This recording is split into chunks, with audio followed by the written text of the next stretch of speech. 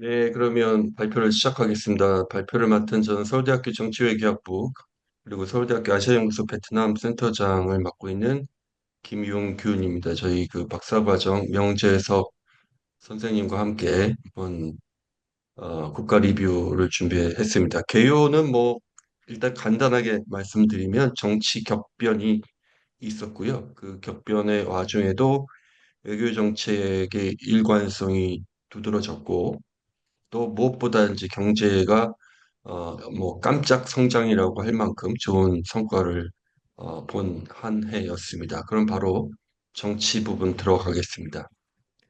그 일단은 이제 작년 2024년 9월 7일 이야기부터 시작해야 될 것 같은데 태풍 야기, 뭐 필리핀, 그다음에 중국 하이난성 등의 엄청난 피해를 입히고 베트남 북부 지방에 이제 상륙을 9월 7일 날 했습니다.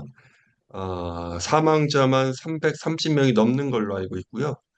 경제 피해도 30억 달러 이상 막대한 피해를 끼쳤는데, 베트남에서 역대 최대 피해를 입힌 태풍이다라고 이야기되고 있습니다. 그만큼 피해가 심각했었는데, 어, 뭐 공교롭게도 제가 그 현장에서 피해를 입은 사람 중에 한 명입니다. 그날 토요일이었는데 밤 비행기로 귀국을 해야 되는데 태풍이 오는 바람에 하노이 시내가 그야말로 처참했습니다. 가로수가 다 쓰러지고 차들이 이제 다닐 수 없는 정도로 폭탄을 맞은 것 같은 그런 모습이었는데요. 다행인 거는 이제 이게 뭐 태풍이라는 게 진로가 예측이 가능 얼마나 규모가 큰지 다 알았기 때문에 대비를 잘해서 이를테면 그 태풍이 상륙하는 당일에는 길거리에 정말 쥐 새끼 한 마리 없을 정도로 그렇게 통제를 잘 미리 했습니다. 그럼에도 불구하고 사망자가 많이 생긴 거는 태풍이 지나가고 그 일종의 후폭풍으로 엄청난 호우가 내렸는데 침수가 많았고요. 그다음에 무엇보다 산간지방에 산사태가 일어나면서 대규모 인명 피해가 일어나고 뭐 이런 일이 있었습니다. 그게 이제 9월 7일 하반기였는데 상반기에 야기에 못지않은 강태풍이 이제 연달아 불었습니다. 먼저 이제 3월 중순에 보반트엉 국가주석이 돌연 사임을 했습니다. 그게 1년 전 2023년에 전 국가주석 응웨수원 국가주석이 사임하고 후임으로 국가주석을 맡은 지 1년밖에 되지 않은 시점에 어, 국가주석이 또 한 번 사임하게 되는 사태여서 충격이 더 컸고요. 한 달 뒤인 4월 중순에는 이제 베트남 공산당에서 최고 4인 지도부라고 하던데 총비서 국가주석, 총리, 그다음에 국회의장인데 국회의장 사위죠. 국회의장도 긴급 그 보좌관이 긴급 체포되고 불과 며칠 만에 사임한다라는 게 발표되었고요. 또 이제 한 달 정도 지나서 이번에는 그 바로 다음 순위 당서열 5위에 해당하는 당중앙 비서국의 상임비서 정티마이도 사임한다 이렇게 됐고요. 몇 주 후에 6월 초에 원래 이제 그 전에 재정부 장관을 했던 하노이 당비서 딘띠엔중 하노이 당비서도 이제 옷을 벗었습니다. 3개월도 채 안 되는 한 두 달 반 동안에 네 명이 잇따라 실각하는 일이 벌어졌는데 이게 이제 좀 더 시계를 확장을 해보면 연초에 2024년 1월에 이미 당중앙 경제위원장 전두환아잉 저희가 이 작년 이 발표를 하기 바로 직전 전날이었나요? 작년 발표할 때 사임한다고 발표가 났었죠. 그래서 2024년 상반기에만 5명이 어, 실각당했습니다. 그때 이제 2024년에만 그런 거고 좀 전에 말씀드렸듯이 2023년 벽두에 응원수엔 푹 국가주석이 이미 사임했었고 판빈밍 부총리 또 사임을 했습니다. 두 분 다 정치국이었습니다. 그래서 이 13기 정치국이 18명으로 시작을 했는데 3년 반 만에 5년 임기 중에 한 3분의 2가 아직 채 안 되는 시점에 어, 7명, 40%에 해당하는 7명이 실각하는 공산당 역사에 없었던 일이고 앞으로도 없을 만한 그런 일이 벌어지게 됩니다. 그리고 나서 이제 또 한 달 정도 지나서 7월 중순인데 7월 19일 정확히는 어, 응해 부총 총비서가 사망했다라는 것이 이제 공식 발표됩니다. 그래서 임기를 채우지 못하고 물러난 자리를 비우게 되는 여덟 번째 13기 정치국원이었습니다. 그래서 근데 이제 응회부총 총비서는 사실 2023년 뭐 후반 말부터 이미 이제 건강 악화설이 상당히 이제 퍼져 있는 상태였는데요. 이제 활동이 눈에 띄게 줄어서 이제 그런 소문이 났었는데 워낙 건강 관련 소문들이 그 전부터 많았기 때문에 이번이 정말 그런지 아닌지 이제 뭐 논쟁이 있을 수밖에 없었는데 결과적으로는 이번 소문은 이제 사실이었음이 드러났습니다. 그 6월 20일 날 러시아의 푸틴 대통령이 하노이를 방문했었는데 그때 이제 잠시 모습을 비췄습니다. 총비서가 푸틴과 짧은 회담을 가졌는데 그것이 마지막 공식 일정이 되었습니다. 한 달 후에 7월 19일 날 공식 사망했습니다. 그래서 이제 이 앞에 이제 3월부터 6월까지 벌어진 그 정치국의 최고 지도부의 연쇄 실각과 이 응웬 부총 총비서의 사망과 어떠한 관련이 있을까를 이제 생각을 할 수밖에 없는 상황이 됐습니다. 뭐 이제 뭐 이거 뭐 공식적으로 확인할 수 있는 사항들은 아닙니다. 지금부터 제가 말씀드리는 부분은 어, 뭐 상당히 이제 스페큘레이션일 수밖에 없는데 이게 이제 2023년 옹엔 솜프 국가주석을 비롯해서 당시 이제 두 명의 부총리가 동시에 사임했었는데 그때와는 좀 많이 다른 상황에서 벌어진 어, 그 실각 사태다라고 저는 보고 있습니다. 그래서 핵심적으로는 옹엔 부총 총비서의 사망이 말해주듯이 이미 최소한 3월 이 정치 격변이 일어난 시점에 쫑 총비서의 권력 장악이 이 건강 악화로 인해서 현저히 약해진 상태에서 벌어진 일이다라는 것이고요. 따라서 이제 쫑 총비서가 주도적으로 이거를 추진했다. 이런 이번에 숙청 작업을 라고 볼 수 없음은 물론이거니와 소극적인 승인 그래서 이제 정확하게 이 사태와 내용을 보고받고 그 징계 결정을 승인하는 이제 수동적인 역할마저도 정상적으로 수행하기 어려운 상태가 아니었을까.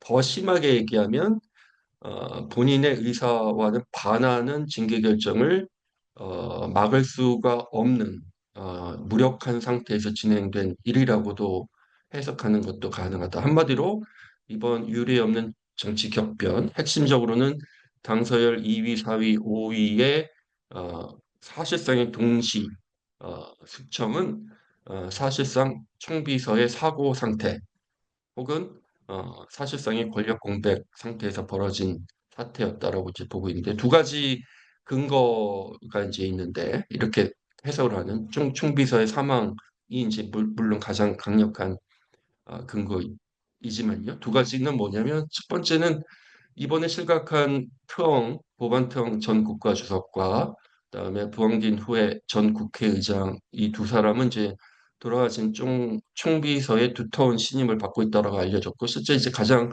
유력한 차기 당권 후보로 이제 알려진 분들이었습니다. 그래서 총비서가 정상적인 건강 상태에서 차기 당대회에 이제 뭐 이제 1년 남았는데 지금 시점에서는 당시 시점에서 어 1년 반 남짓 남은 차기 당대회까지 자리를 정상적으로 보존했으면 아마도 이 두 분, 전 국가주석과 전 국회의장 중에 한 분이 차기 총비서가 될 확률이 뭐 상당히 높았다. 최소한으로 말해도.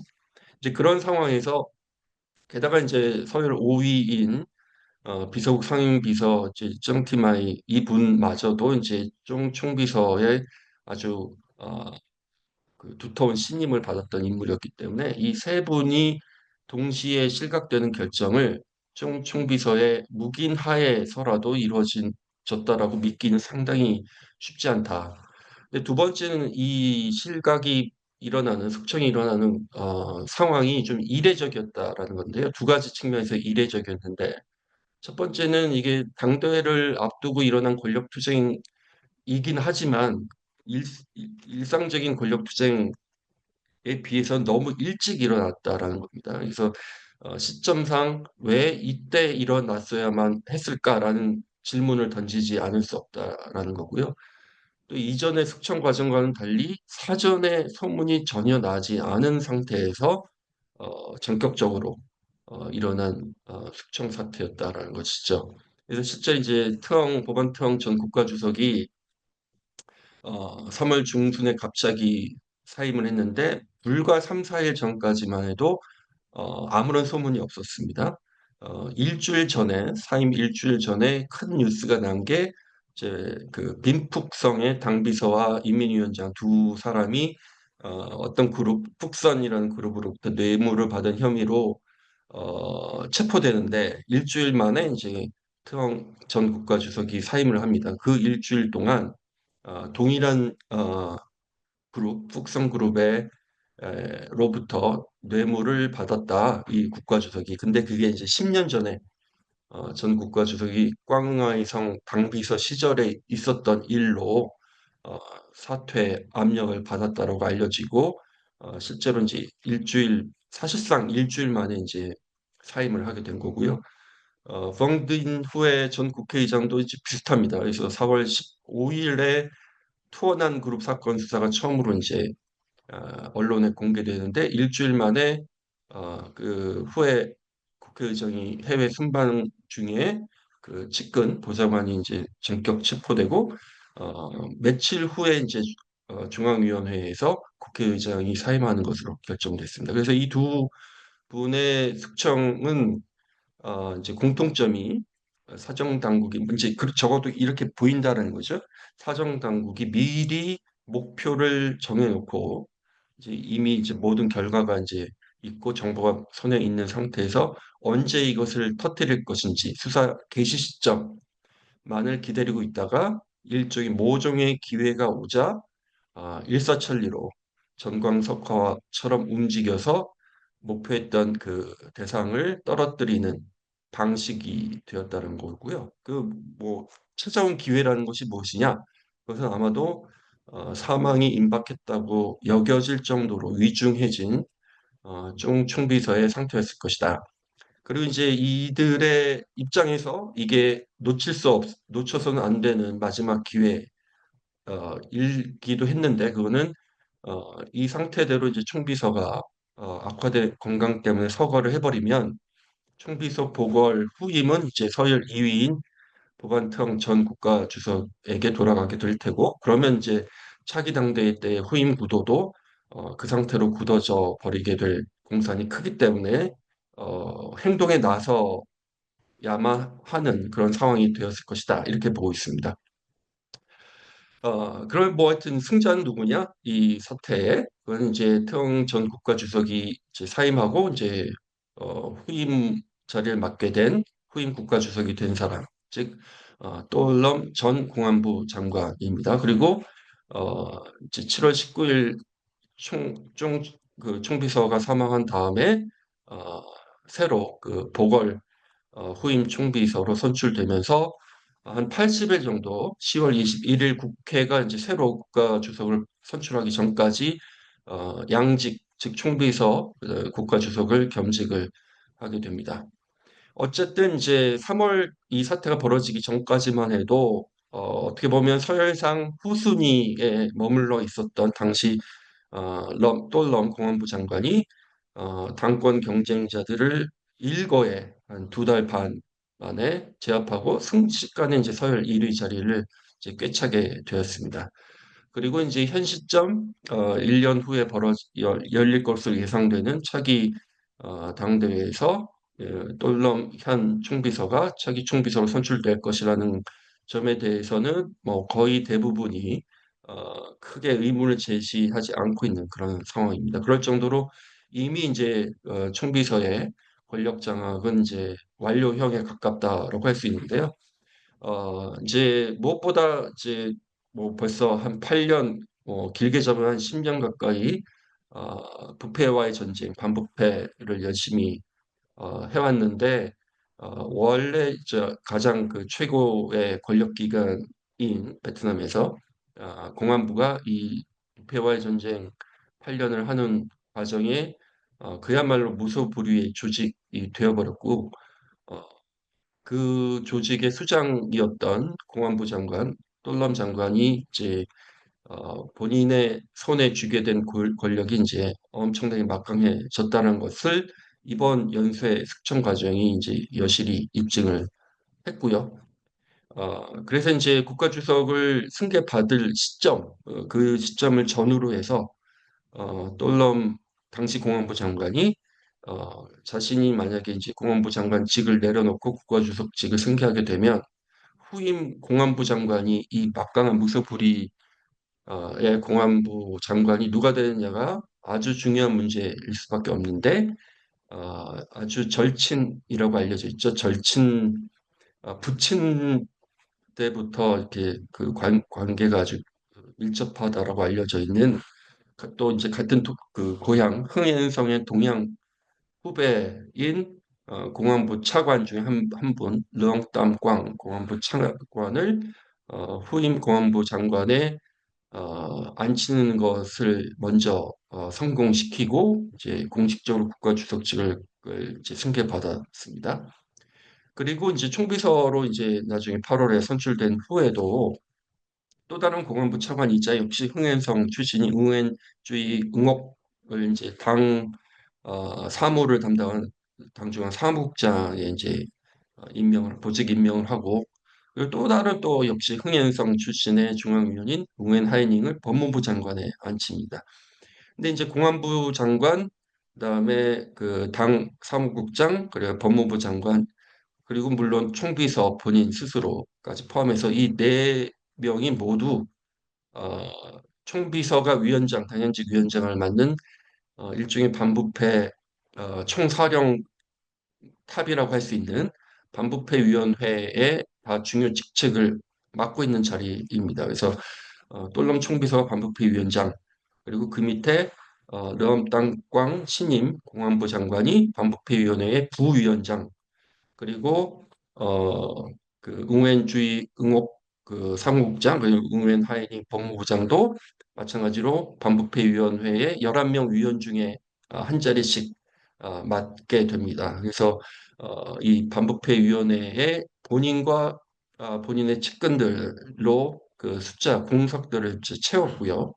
그리고 이제 당내에 이제 당내 비리 단속의 핵심 기구인 당중앙 감찰위원회의 부위원장 자리도 마찬가지로 흥행성 출신이자 공안 출신인 어, 부홍반을 임명을 했습니다. 그래서 이제까지 반부패 사정의 칼을 휘두르면서 자신의 권력을 강화해 왔는데 여전히 그 칼을 쥐고 자신이 흔들 수 있도록 혹은 최소한 그 칼끝이 자신을 향하는 일은 없도록 이중 삼중의 안전장치를 마련해 두었습니다. 이제 물론 이제 완전히 이 돌럼 총비서가 공산당을 장악했고 그 차기 총비서 선출이 이미 확정적이다라고 단언할 수는 없습니다. 일단은 아직까지 이제 총리 수상이 서열삼이 판민진 수상이 건재하고요. 어, 뭐 스캔들 등 약점이 많아서 사실은 그 공안부에 의해 잡힌 몸이다. 뭐 이런 의견도 많지만 상당한 그 정치력을 그동안 보여주고 있어서 빠민진 수상이 차기 당대회 때 어떤 역할을 할지는 아직은 장담하기 어려운 그런 상황입니다. 게다가 이제 빠민진 그 수상이 수상하기 전에 2016년부터 20년 동안 12기 지도부에서 당중앙 조직위원장을 했었는데 그 밑에서 이제 부위원장을 했던 인물들을 살펴보면 어, 한 분은 이제 타잉화 성 출신이고, 그러니까 그 판민진 수상 본인이 타잉화 출신인데, 한 분은 핫띵성, 한 분은 꽝빈성, 또 다른 한 분은 그 응해안성 출신이어서 그 타익마성과 마찬가지로 북중부 해안 지역에 속하는 그런 지역 출신들 인사가 어, 부위원장으로 이제 어, 그 판민진 당시 조직위원장을 보좌했던 그런 분들입니다.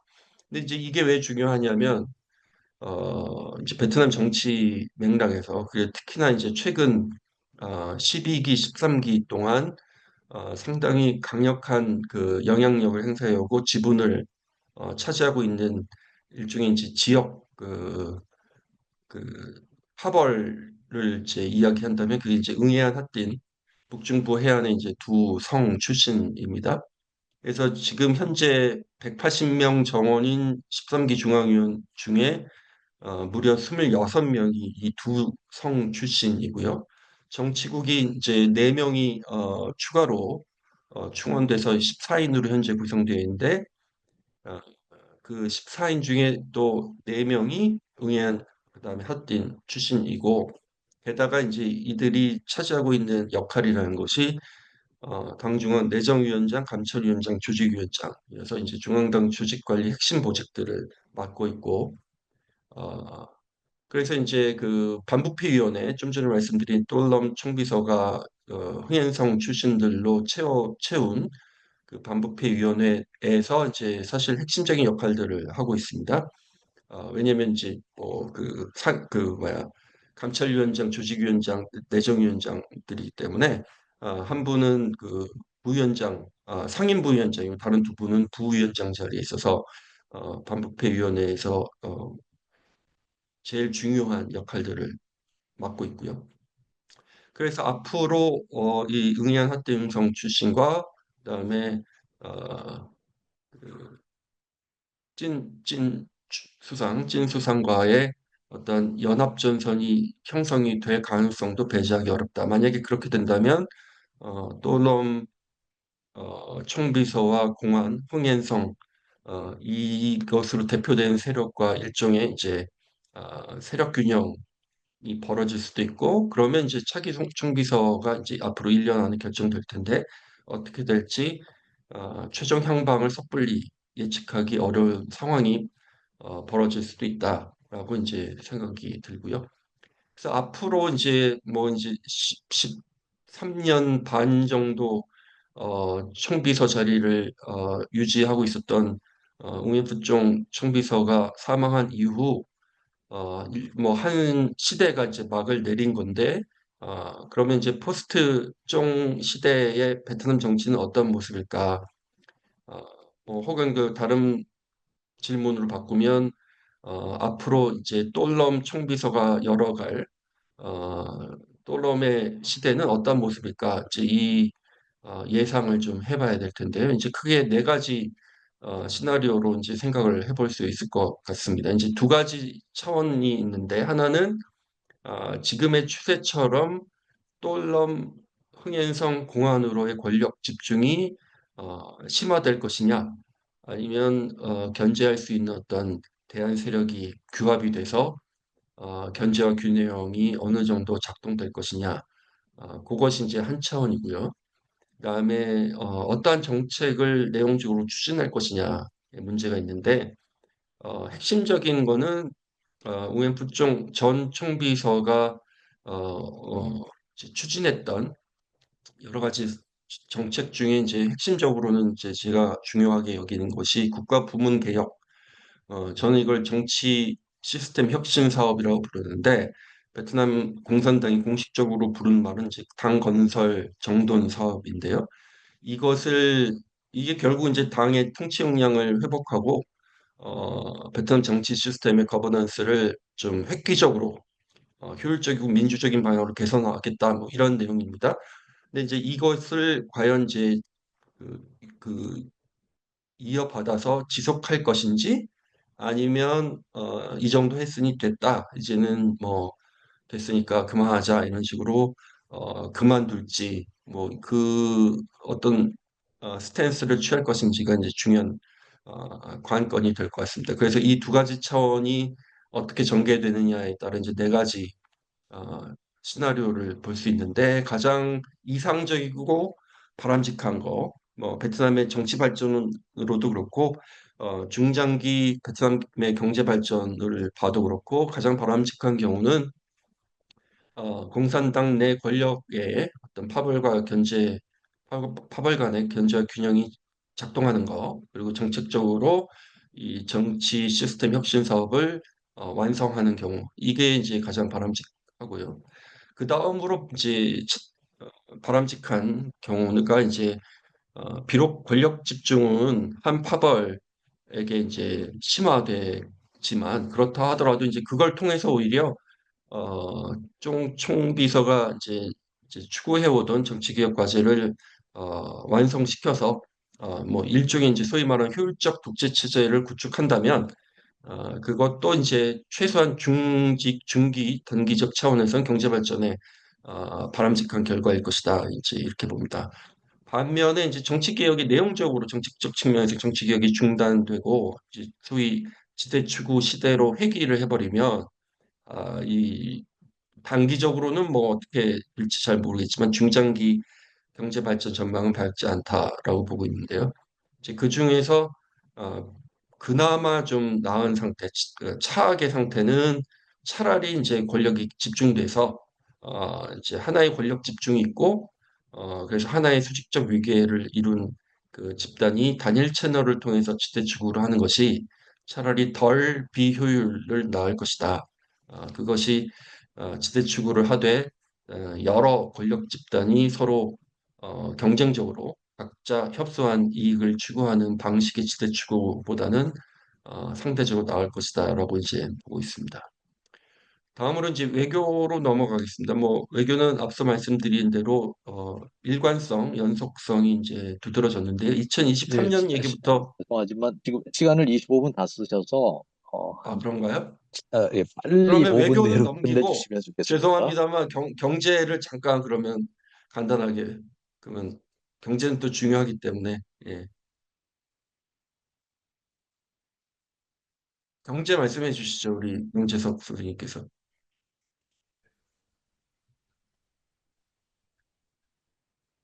경제 말씀드리겠습니다.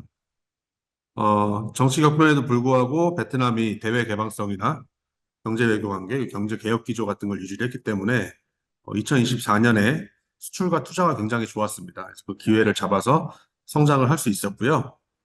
7.09%로 현재 추계가 되는데 다시 고도성장 궤도로 올라섰다고 볼 수 있습니다. 부문별을 나눠보게 되면은 제조업과 건설업인데 사실 건설업은 아직 침체이기 때문에 사실상 제조업과 그리고 서비스업이 성장을 견인했다고 볼 수 있고요. 여기 적색 도표를 보시면은 적색 선을 보시면은 농업입니다. 약화되는 걸 볼 수 있는데 아까 초도에 얘기했던 태풍 야기의 영향으로 볼 수 있습니다. 특이한 패턴이 있는데요.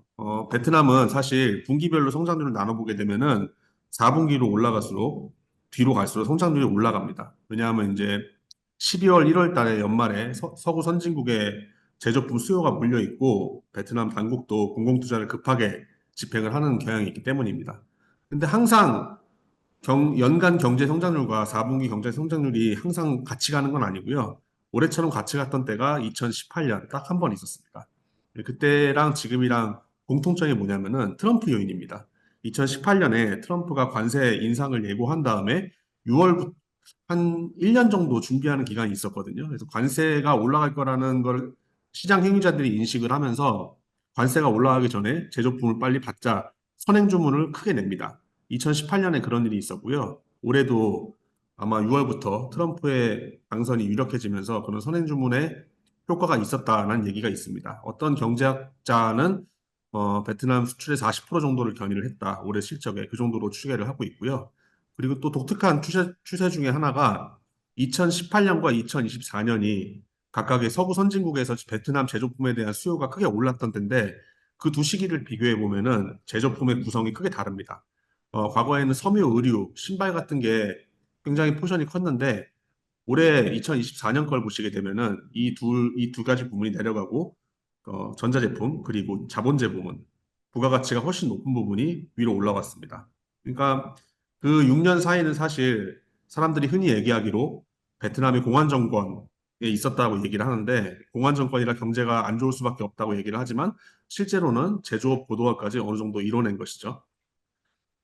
그리고 민간 투자가 회복되었다는 것이 올해 가장 큰 특징 중에 하나고요. 2023년 대비해서 투자 증가분에서 비국가 부문이 차지하는 비중이 압도적으로 크게 늘었습니다.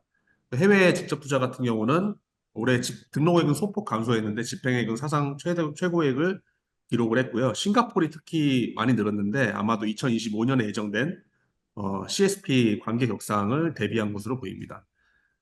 과제가 없는 건 아닌데 세 가지 과제가 있습니다. 사회 기반 시설의 공급이 수요 대비 적다는 것, 그리고 대외 의존성이 크다는 것, 제도 품질이 낮다는 것, 이 세 가지 과제가 있는데 각각의 베트남이 단편적으로 대응하고 있는 방식이 있긴 있습니다. SOC가 부족하면은 강행 행정으로 해결한다는 게 있고요. 전력난도 실제로 판민진 총리가 밀어붙여서 1년 만에 해결을 봤거든요. 근데 이런 게 사실 효과가 한계 체감하기 때문에 근본적인 대책은 아니고요. 대외 의존성을 낮추기 위해서 수출선을 다변화하고 FDI 중에서 특히 고기술 부문을 받겠다라고 선언하고 있는데 이것도 사실 대외 의존성 그 자체는 바뀌지 않죠.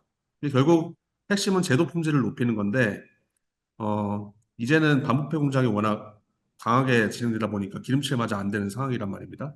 그래서 제도 품질이 높여야 되는 과제가 바로 눈앞에 와 있는 상태고 아마도 똘럼 총비서, 보궐된 똘럼 총비서가 현재 간소화 계획, 6개월 만에 해치우겠다는 간소화 계획이 그에 해당하지 않나라고 관측을 하고 있습니다. 네, 이상입니다.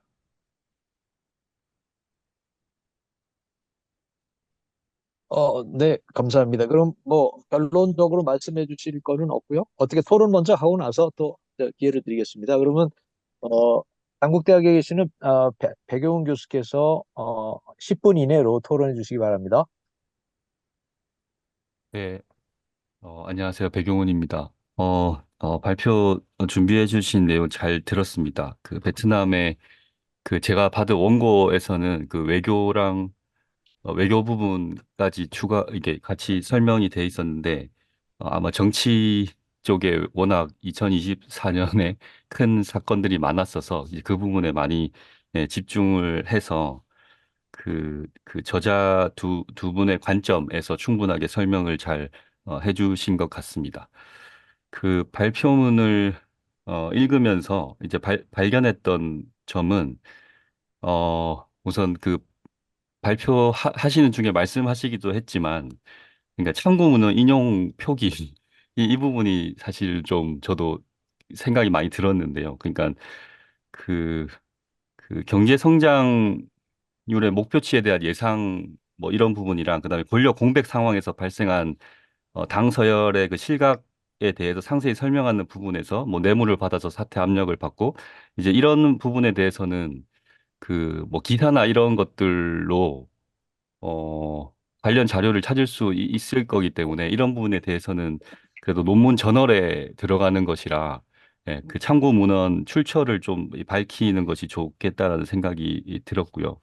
그다음에 이제 그 정치 이 부분에 대한 이제 설명이 너무 이제 상세하게 들어가다 보니까 그러니까 2024년 리뷰에 해당하는 글인데 이제 2025년도에 대한 내용이 이제 포함되고 이제 예측 부분까지 같이 이제 있어서 이제 분량과 내용의 조정이 이제 조금은 필요해 보인다라는 이제 생각을 했습니다. 특히 네.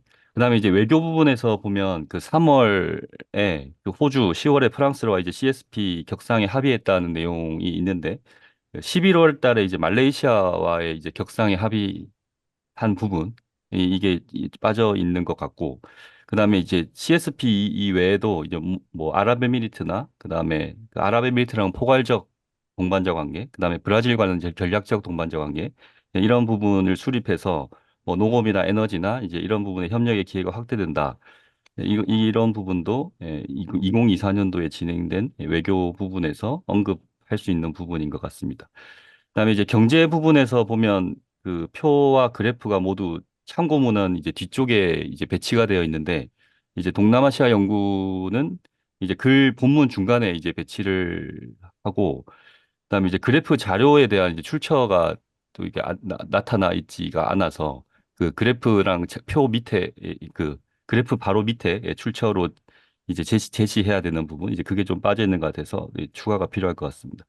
그리고 이제 경제 부분에서 조금 더 이제 강조해서 언급할 수 있는 내용이 아까 이제 그 기술과 관련된 이제 투자 이 부분을 말씀해 주셨는데 그 2024년에 이제 첨단 기술을 유치하고 이제 베트남이 그래도 뭐 애플이라든가 엔비디아라든가 그다음에 삼성과 같은 어떤 그런 그 대기업들의 가공 국가에서 이제 뭐 설계 연구 개발 이런 국가로 이제 좀 바뀌고 나가고자 하는 이제 그런 어 해였다라는 점. 그러니까 그게 예를 들면 뭐 투자를 과거보다 더 이제 많이 이제 유치를 하고 그다음에 이제 뭐 그 베트남에서 부품 구매가 증가되고 혁신 지원에 전념하고 이제 이런 부분들에 대한 강조가 있기 때문에 이제 경제 부분에서 이제 그 부분에 대한 내용이 조금 더 추가가 되면 좋을 것 같습니다. 그다음에 어 주로 이제 정치, 외교, 경제 파트에 많은 내용을 이제 할애해서 정리를 하셨는데 이제 사회 부분에 대한 언급도 필요할 것 같습니다. 그래서 태풍 야기 소식 이외에도 뭐 그 개정 토지법이라든가 이제 관련 부동산법, 그다음에 그러니까 개정토지법에서는 그 5년 단위의 토지 어떤 뭐 가격이 형성되는 틀을 없애고 연 단위로 연간 단위로 이제 대체하는 거 이제 이런 내용도 발견을 할 수가 있고 그다음에 이제 사회보험법이나 건강보험법 약사법 이런 부분들도 이제 개정이 되어서 이제 사회 안전망을 조금 더 이제 강화한다는 거 이제 이런 내용도 조금 언급할 수 있는 부분이 아닌가 생각을 합니다. 그다음에 끝으로 이제 그 제목이 그 정치적 경랑 속의 순환한 경제로 제시를 하셨는데 이게 제목을 보면 이제 그 내용상의 전개에서도 이제 정치적인 어떤 큰 격변으로 인해서 경제 분야에 어떤 뭐 타격이 있을 수 있다라는 그런 언급도 하셨고 그 중간에 그런 내용을 얘기를 하시지만 막상 경제 부분에 들어가면 어떤 뭐 호의적인 뭐 대외 여건이나 투자의 호조 이런 부분에 대한 서술이 좀 강조가 많이 되고 있는 것 같아서 이제 제목과의 연관성 측면에서 정치 경제 간의 어떤 연관성에 관련된 내용이 조금 더 추가적으로 언급이 되면 좋을 것 같고요. 그다음에 이제 그러기 위해서는 뭐 고위 지도자들의 이제 외국 순방이라든가 이제 투자를 이끌기 위한 어떤 움직임을 있었는지 이런 것도 보여주면 좋을 것 같아서 뭐 또론 그 총비서부터 뭐 그 전 타이먼 국회 주석이 각 이제 국가를 방문하고 그다음에 에이펙 정상회의도 참석하고 이제 이런 그 사례들이 있기 때문에 이제 그 부분에 대해서 고위 그 네 명의 그 지도자들의 어떤 그런 어 외국 순방에 관한 내용이 조금 더 들어가면 좋을 것 같습니다. 네, 이상으로 토론을 마치겠습니다. 네, 감사합니다. 네, 백승님 감사합니다. 네. 그러면 여기까지 뭐 잠깐 답하시고 또 일반 그 질문들을 일반 참가자들의 질문을 모아서 한꺼번에 또 답을 하시고 그러시면 어떨까요? 한 5분 내로 간단하게 두 분 발표자께서 답해 주시면 감사하겠습니다. 네, 일단 그 각주 문제는 사실 쓰면서도 이제 고민을 많이 했는데요. 그러니까 이게 말씀하신 것처럼 뭐 어떤 부분은 신문 기사라든가 뭐 이런 거를 찾아서 백업을 할 수 있는 내용들도 있는데 적어도 이제 정치 파트의 상당 부분은 그러기가 어려운 부분들이어서 그럼에도 불구하고 말씀하신 취지는 10분 공감을 하고 일종의 뭐 어나니머스한 인터뷰를 통해서 얻은 정보다 뭐 이런 식으로라도 중요한 어쨌든 주장을 하는 부분에 있어서는 사이트를 최대한 하도록 하겠습니다. 뭐 아주 중요한 지적이라는 생각이 들고요. 정치 경제의 그 상호작용도 제목도 사실 그런 관점에서 의도적으로 이렇게 뽑은 거였으니까 그것도 좀 더 심도 있게 다룰 수 있도록 하겠습니다. 경제 관련해서는 명재석 선생님께서 답변해 주시죠. 네, 그 그래프 출전이 달려 있긴 한데 아마 제가 통계총국에 그 분기별 사회경제 상황 보고를 아마 통칭해서 넣어서 그렇게 하신 것 같아요. 네, 그거는 4분기 자료를 주로 참고를 했고요.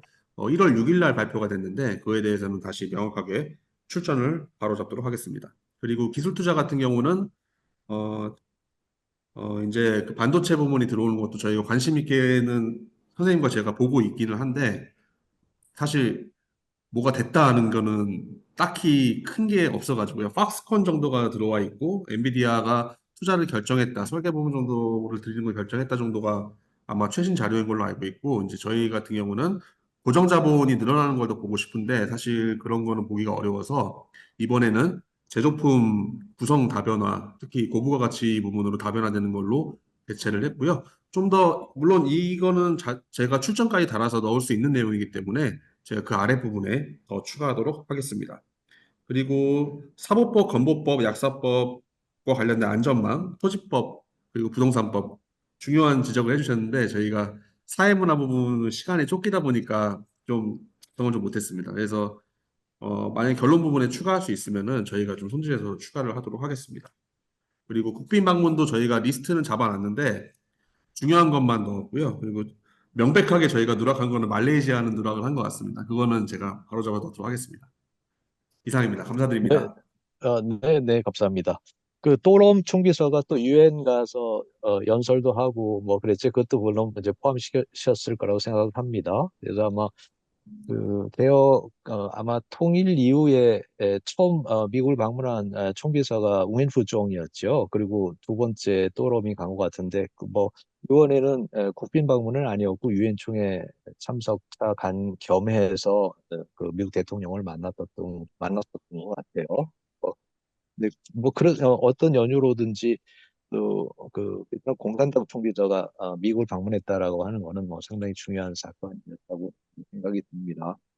일반 참가자들께서 이제 질문이 있으시면은 어, 저 어떻게 표시를 해주시겠어요? 그 손들기를 해주시면 제가 저 질문 기회를 드리겠습니다. 질문은 좀 짧게 1분 내로 좀 해주시면 감사하겠습니다. 그 하실 때 이제 소속과 성함을 말씀해 주시고서 해주시기 바랍니다. 손들기 이게 한 화면에 안 보여서 제가 저 왔다 갔다 하면서 어느 분이 손 들었는지를 봐야 될 것 같은데요. 박진영 선수님, 네, 질문해 주세요. 예, 전북대 동남아연구소의 박진영입니다. 발제 재밌게 들었습니다.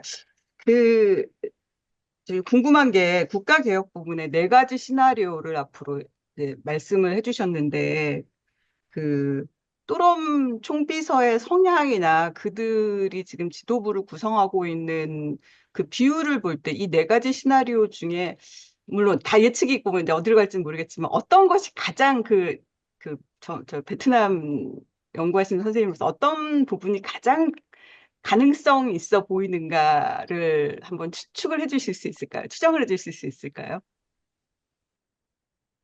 저희 저랑 명지석 선생님, 이한우 저희 교수님, 백용훈 교수님 네 분이 있는데 각자의 생각이 어떠신지 예, 들어보면 좋을 것 같은데 다 다른 생각일 것 같습니다. 제 생각에.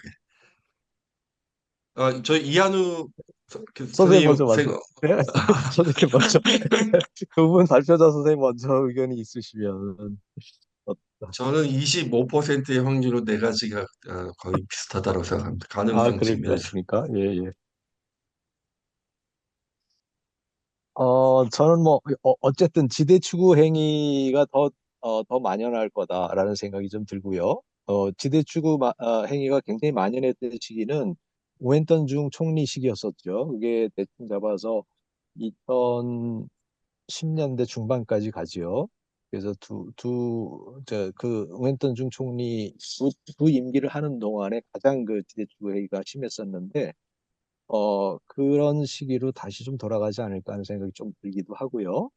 근데 그 정도까지는 안 갈 거다라는 생각이 좀 들기도 하는데 비슷하게 가지 않을까 이런 생각이 드는데 어젠가 그젠가 보니까 그 또런 공산당 총비서가 우엔턴 중과 옛날에 총비서를 했던 농등방에게 훈장을 주는 보도가 나왔어요. 그래서 아마도 그 두 사람이 현직에 있을 때 또럼을 좀 챙겨주지 않았나 이런 생각이 들고 그래서 보훈 차원에서 그 사람들한테 그 훈장을 줬던 것 같은데 우엔푸종 총리 사망했을 때 장례식장에서도 두 사람을 챙기는 모습을 봤어요.